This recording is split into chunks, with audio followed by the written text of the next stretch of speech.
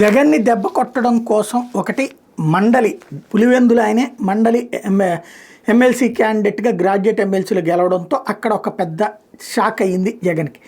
అంటే తన ప్రాంతానికి సంబంధించి ఇప్పుడు ఒక ఫుట్బాల్ ఆడుతున్నారు అటు, అలాగే కడప ఎమ్మెల్యే మాధవి ఒక సినిమా చూపెడుతున్నారు జగన్ టీంకి.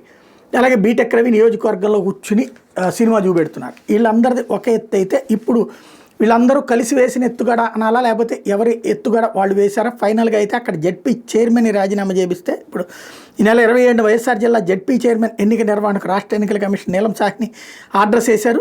28 మండలాల్లో వివిధ కారణాలతో ఖాళీ అయిన మండల ప్రజా పరిషత్ ఎంపీపీ అధ్యక్ష మరో 12 మండలాల్లో మండల పరిషత్ ఉపాధ్యక్షుల ఎన్నికలు కూడా నోటిఫికేషన్ ఇచ్చారు. కర్నూలు జిల్లా పరిషత్లో కోఆప్టెడ్ సభ్యుడి ఎన్నిక కూడా అదే రోజు నిర్వహించబోతున్నారు. దీనికి ఆయా జిల్లా పరిషత్ మండల పరిషత్తులో 27వ తేదీ ఉదయం 11 గంటలకు ప్రత్యేక సమావేశాలు నిర్వహిస్తున్నారు.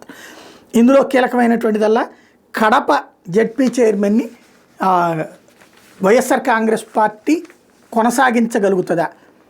అత్యధికంగా స్థానాలు సాధించుకున్నటువంటి కడప జిల్లాలోనే తెలుగుదేశం పార్టీకి అనేక మంది జెడ్పీటీసీలు పోయిన సందర్భంలో ఏం చేస్తారో చూడాలి.